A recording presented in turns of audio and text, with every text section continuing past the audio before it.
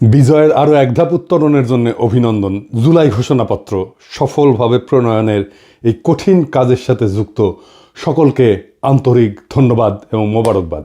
এই গুরুত্বপূর্ণ অবদানের জন্য আপনাদের কাছে বাংলাদেশ কৃতজ্ঞ থাকবে। তবে এই ঘোষণাপত্রে কি জাতির আকাঙ্ক্ষা পূর্ণ করতে পারছে? না, পারে নাই। এই ঘোষণাপত্র আরও সর্বাঙ্গ সুন্দর হইতে পারত যদি কিছু সীমাবদ্ধতা দূর করতে পারত। এটা হয় নাই সম্ভবত দুইটা কারণে। এক, রাজনৈতিক দলগুলোর মধ্যে অর্গানিক ইন্টেলেকচুয়াল ক্যাপাসিটি বা বুদ্ধিবৃত্তিক ক্যাপাসিটি এটা না থাকা, বা নেহায়তি বিপ্লবের আকাঙ্ক্ষা বুঝতে ব্যর্থ হওয়া। আমি এই জন্যই বলি যে বিপ্লবের আকাঙ্ক্ষা প্রচলিত রাজনৈতিক দলগুলো ধারণ করতে না পারলে নতুন রাজনৈতিক শক্তি উত্থিত হবে। আসেন এখন আমার মতে এই ঘোষণাপত্রে 5টা প্রধান সীমাবদ্ধতা নিয়ে আলাপ করি। অনেকেই অনেক বিষয় নিয়ে আলাপ করতেছেন, সবগুলোই ভ্যালিড। আমি সেই আলাপগুলো আবার নতুন করে আমার আলাপের মধ্যে ঢুকায় আমার আলাপের কলেবর বাড়াইতে চাই না। তবে যে আলাপগুলো এখনো জনপরিসরে আসে নাই সেগুলো নিয়েই আজকের আলাপ করব। আসেন আল্লাহর নামে শুরু করি। ঘোষণাপত্রে উপনিবেশিক শক্তির বিরুদ্ধে দীর্ঘ লড়াই সংগ্রামের কথা বলা হয়েছে, কিন্তু ব্রিটিশ উপনিবেশিক শাসনের বিরুদ্ধে এই অঞ্চলের মানুষের লড়াইয়ের ধরন কেমনে হয়েছে, এই লড়াইটা, তার কর্তা সত্তা এবং রাষ্ট্র বাসনার যে অর্জন 1947 সালে পূর্ব পাকিস্তানের স্বাধীনতা প্রাপ্তির কথা এই ঘোষণাপত্রে উল্লেখ নাই। সত্য উচ্চারণে এরকম হীনমন্যতা, পূর্বপুরুষের বীরত্বপূর্ণ অবদানকে এড়ায় যাওয়া, তাদের মহান আত্মত্যাগের স্মৃতি অনুচ্চারিত রাখাটা ঘুরে ফিরে ওই একই বাঙালি জাতীয়তাবাদী বয়ানের রেখে যাওয়া স্থির করে দেওয়া বিন্দু থেকে আমাদের ইতিহাসকে দেখার পাঠ করার যে অলাথ চক্র তার মধ্যে আটকায় গেল। তার মানে আওয়ামী লীগের ইতিহাস যেরকম 52 সাল থেকে শুরু হয়, ঠিক একই জায়গা থেকে ওনাদের ঘোষণাপত্রের ইতিহাস শুরু হইল। এখানে দুইটা রাজনৈতিক টার্ম আমাদের একটু বুঝতে হবে। কর্তা সত্তা, ইংরেজিতে বলে এজেন্সি, কি সেটা? আমরা আগে দেখতাম যে রাজনৈতিক দলগুলো রাজনৈতিক লড়াই করে, তাদের কর্মীরা করে। 2024-এ কোনো রাজনৈতিক দল লড়াই সংগঠিত করছে, নেতৃত্ব দিছে? নাই। জনতাই রাজনৈতিক লড়াইয়ের নির্মাতা হয়েছেন। এটাই কর্তা সত্তা, এজেন্সি, নিজের ভাগ্যের নিয়ন্তা নিজেই হয়ে ওঠা। 2024 সালের বর্ষা বিপ্লব আমাদের দেখাইছে যে সাধারণ মানুষ চাইলে নিষ্ক্রিয় দর্শক বা শাসিত প্রজাতিকা দেশের রাজনীতির সবচেয়ে বড় খেলোয়াড় বা সক্রিয় কর্তা হয়ে উঠতে পারে। যখন জনগণ নিজের শক্তি সম্পর্কে সচেতন হয় এবং সেই শক্তি প্রয়োগ করার জন্য ঐক্যবদ্ধ হয়ে মাঠে নামে, তখনই জন্ম নেয় সত্যিকারের রাজনৈতিক কর্তা সত্তা, যেটা হয়েছে 2024 সালে।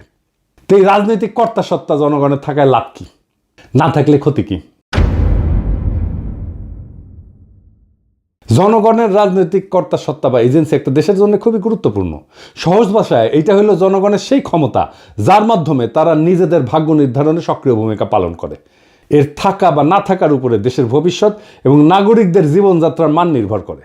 যখন একটা দেশের মানুষের রাজনৈতিক এজেন্সি বা কর্তা সত্তা থাকে, তার অনেক ভালো ফল আছে। যেমন সরকারের জবাবদিহিতার স্বচ্ছতা নিশ্চিত হয়। জনগণ যখন সক্রিয় থাকে তখন সরকার যা খুশি তাই করতে পারে না।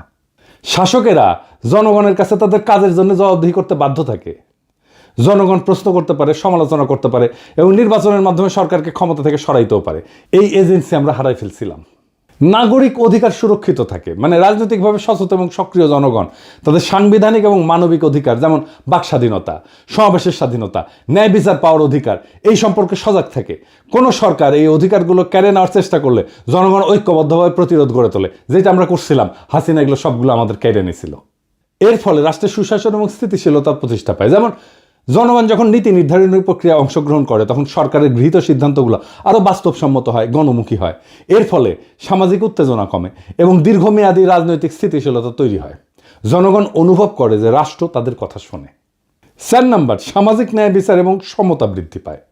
সমাজের প্রান্তিক, দরিদ্র, অনগ্রসর এবং সুবিধাবঞ্চিত গোষ্ঠীগুলো তাদের এজেন্সির মাধ্যমে নিজেদের দাবি দাওয়া তুলে ধরতে পারে। এর ফলে রাষ্ট্র তাদের প্রতি নজর দিতে বাধ্য হয় এবং সমাজে অর্থনৈতিক এবং সামাজিক বৈষম্য কমে আসে। যেমন ধরেন শ্রমিক সংগঠনগুলো তাদের কর্তা সত্তা প্রয়োগ করে ন্যায্য মজুরি এবং নিরাপদ কর্মপরিবেশ আদায় করে নিতে পারে। এবং 5 নাম্বার, জাতীয়তাবোধ এবং দেশপ্রেম শক্তিশালী হয়। যখন জনগণ মনে করে যে দেশটা তাদের এবং দেশের ভালো মন্দে তাদের ভূমিকা আছে, তখন তাদের মধ্যে স্বাভাবিকভাবেই দেশপ্রেম, জাতীয়তাবোধ বৃদ্ধি পায়। তারা দেশের সম্পদ রক্ষা করে, দেশের উন্নয়নে নিজেদেরকে অংশীদার মনে করে। আর যেই দেশে জনগণের রাজনৈতিক এজেন্সি না থাকে সেই দেশে এক অন্ধকার পরিস্থিতি তৈরি হয়। সেই দেশের স্বৈরাচারী আর নিপীড়নমূলক শাসনের জন্ম হয়, যেটা হাসিনার আমলে হয়েছে। শাসকেরা যা খুশি তাই করতে পারে, সরকার ধীরে ধীরে স্বৈরাচারী হয়ে ওঠে এবং জনগণের উপরে নিপীড়ন নির্যাতন চালায়, ভিন্ন মতকে শক্তি দিয়ে দমন করা হয়।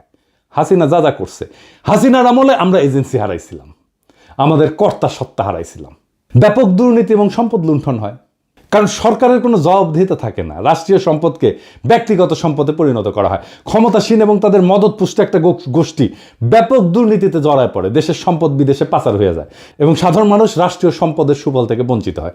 একই জিনিস ঘটছে হাসিনার আমলে। এর ফলে দেশ অর্থনৈতিকভাবে পঙ্গু হয়ে যায়, ধনী গরিবের মধ্যে বৈষম্য আকাশচুম্বী হয়। এজেন্সি না থাকলে নাগরিক অধিকারের চরম লঙ্ঘন হয়। যেখানে এজেন্সি নাই সেখানে অধিকারও নাই। মানুষের কথা বলার স্বাধীনতা, সংবাদপত্রের স্বাধীনতা, এমনকি নিরাপদে বেঁচে থাকার অধিকারও কেড়ে নেওয়া হয়। আইন বিচার ব্যবস্থা ক্ষমতাসীনদের হাতিয়ারে পরিণত হয়। দেখছেন না হাসিনার আমলে যা যা হয়েছে, সব আমাদের এজেন্সি বা কর্তা সত্তা হারানোর ফল। এর ফলে জনগণ দ্বিতীয় শ্রেণীর নাগরিকে পরিণত হয়। তাদের জীবন, সম্পদ, সম্মান সব হুমকির মুখে থাকে এবং জবাবদিহিতা না থাকায় অযোগ্য ব্যক্তিদেরকে গুরুত্বপূর্ণ পদে বসায় এবং দেশের জন্য ক্ষতিকর সব সিদ্ধান্ত নেয়। যেহেতু জনগণ কথা বলতে পারে না, তাই সেই ভুল বা সিদ্ধান্তগুলোই চলতে থাকে এবং রাষ্ট্র হিসেবে দেশটা ব্যর্থ হইতে শুরু করে। এর ফলে শিক্ষা, স্বাস্থ্য, অর্থনীতির মতো সমস্ত গুরুত্বপূর্ণ কাজ ভেঙে পড়ে একে একে এবং দেশের ভবিষ্যৎ অন্ধকার হয়ে যায়। সামাজিক স্থবিরতা দেখা দেয়, হতাশা দেখা দেয়। জনগণ যখন দেখে যে দেশে ভালো মন্দ তাদের কিছুই করার নাই, কিছু যায় আসে না, তখন তাদের মধ্যে তীব্র হতাশাবোধ এবং বিচ্ছিন্নতাবোধ জন্মায়। তরুণ প্রজন্ম দেশের প্রতি আস্থা হারায় ফেলে এবং সুযোগ পেলে দেশ ছেড়ে চলে যেতে চায়। সমাজের সৃষ্টিশীলতা এবং অগ্রগতির পথ বন্ধ হয়ে যায়। তার মানে জনগণের রাজনৈতিক এজেন্সি বা কর্তা সত্তা, এটা হইতেছে একটা সুস্থ কার্যকর রাষ্ট্রের হৃৎপিণ্ড। এটা থাকলে রাষ্ট্র জনগণের শক্তিতে বলীয়ান হয়, আর না থাকলে সেই রাষ্ট্র একটা অন্তঃসার শূন্য কাঠামোতে পরিণত হয়, যে কোনো সময় যেটা ভেঙে পড়তে পারে। আমরা আমাদের এজেন্সি, আমাদের কর্তা সত্তা এই 2024-এ নিজের হাতে নিতে পারছি। এটাই 2024-এর বিপ্লবের সবচেয়ে বড় সাফল্য। এইবার আসেন আমাদের জুলাই ঘোষণাপত্রের দ্বিতীয় সীমাবদ্ধতার কথা বলি। বাংলাদেশের সাম্প্রতিক ইতিহাসের গুরুত্বপূর্ণ সবগুলো ঘটনার কথা উল্লেখ আছে এখানে, খুব ভালো। 1975 সালের 7ই নভেম্বরের সিপাহী জনতার বিপ্লবের কথাও আছে, কিন্তু 1975 সালের 15ই আগস্টের বিপ্লবের কথা নাই। কেউ আর তারে ওন করে না। এই জন্যেই আওয়ামী লীগ মরসিয়া গাইতে পারে, বঙ্গবল্টু মরে নাই। 1975-এর 15 আগস্ট দেশপ্রেমিক সেনাবাহিনী শেখ মুজিবের বাকশাল সরকারকে উৎখাত করে। সেই বিপ্লব জনতা অভিষিক্ত করে, পথে নামে আসা তাদেরকে অভিনন্দিত করে। সিপাহী জনতার বিপ্লব কি আকাশ থেকে পড়ছে? 90-এর সামরিক স্বৈরাচারের বিরুদ্ধে গণ অভ্যুত্থানের পর 3 জোটের রূপরেখা এটা লেখা হয়েছিল, সেটা লঙ্ঘন করছে। বিজয়ী দলসমূহের মধ্যে রাজনৈতিক সমঝোতা ভঙ্গ, জন আকাঙ্ক্ষা পূরণের যে ব্যর্থতা এবং পরবর্তীতে সেই অভ্যুত্থানের অঙ্গীকার ধারণ করতে না পারার কারণে পর্যায়ক্রমে বাংলাদেশ রাষ্ট্রের অগণতান্ত্রিক চরিত্র ধারণের অশুভ পরিণতির উল্লেখ এই জুলাই ঘোষণাপত্রে নাই। তত্ত্বাবধায়ক সরকার ব্যবস্থা ধ্বংস করার বিষয়ে উল্লেখ নাই। কেন, কিভাবে এই ফাংশনিং ব্যবস্থাটা ধ্বংস হইল সেটার কোনো উল্লেখ আছে? নাই। তবে একই ঘটনা আবার ঘটলে আমি সেটাকে কিভাবে বাধা দেব?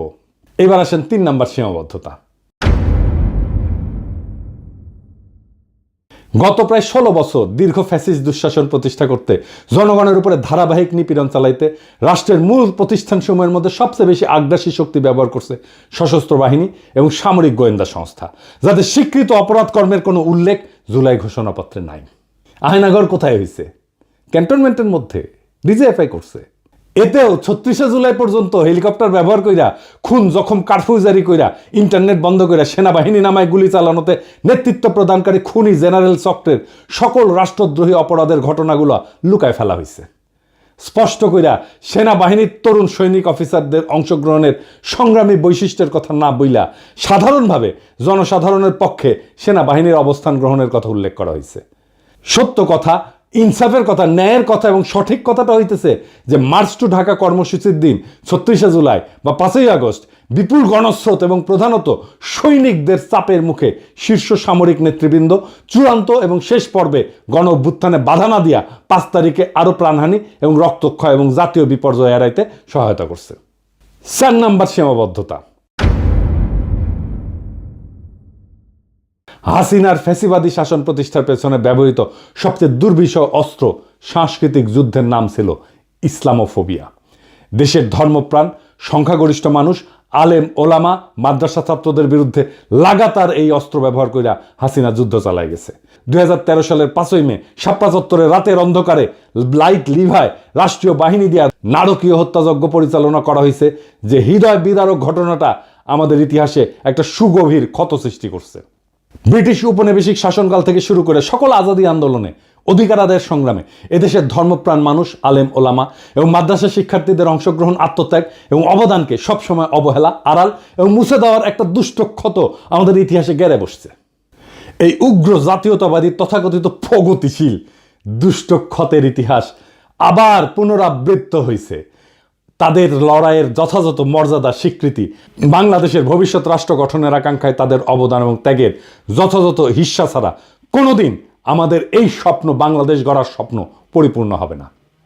বাংলাদেশের আলেম ওলামা মাদ্রাসা শিক্ষিতদের ব্যাপক এবং সর্বাত্মক অংশগ্রহণ ছাড়া 2024-এর বিপ্লব সফল হতো না, এটা লিখে রাখতে পারেন। পঞ্চম সীমাবদ্ধতা। 2024-এর বিপ্লবে মেহনতি মানুষ এবং নারীর অংশগ্রহণের প্রশ্নটা দৃশ্যমানভাবে আসেনি। জুলাই গণ অভ্যুত্থানে অংশগ্রহণকারী বড় দুইটা শক্তি ছিল শহরের মেহনতি মানুষ এবং নারী সমাজ। বৈষম্য বিরোধী সংগ্রামের এই বৈশিষ্ট্য ঘোষণাপত্রে উল্লেখ করা হয়নি। অর্থনৈতিকভাবে অনগ্রসর জনগোষ্ঠী এবং নারী সমাজ যে রাষ্ট্রীয়, অর্থনৈতিক এবং সামাজিক স্তরে সৃষ্ট বৈষম্যের অবসান চায়, জুলাই গণ অভ্যুত্থানে সেই আকাঙ্ক্ষা খুব স্পষ্টভাবে ফুটে উঠছিল। এই জনগোষ্ঠীর সমানাধিকারের আকাঙ্ক্ষা আন্দোলনের অগ্রভাগে ছিল, নেতৃত্ব দিছিল এবং তাদের বেশিরভাগই হতাহত হয়েছে। অধিকার সচেতনতা, বঞ্চনার বিরোধিতা এবং ইনসাফের ধারণা এই জনগোষ্ঠীকে সংগঠিত করার একটা গুরুত্বপূর্ণ ভূমিকা রাখছে। নতুন বাংলাদেশের অর্থনৈতিক নীতি কি বৈষম্য মোচন বা দারিদ্র্য বিলোপের দিকে পরিচালিত হবে? তার উপরেই নির্ভর করতেছে নতুন রাষ্ট্র ব্যবস্থার চরিত্র এবং স্থিতিশীলতা।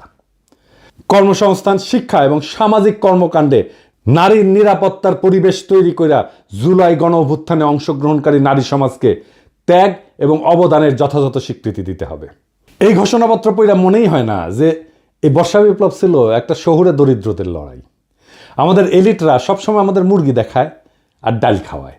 সুকুমার রায়ের একটা ছড়া আছে, নাকের বদলে নরুল পাইলাম, তাইরে নাইরে না, আমাদের হাতে নরুন ধরায় দিছে।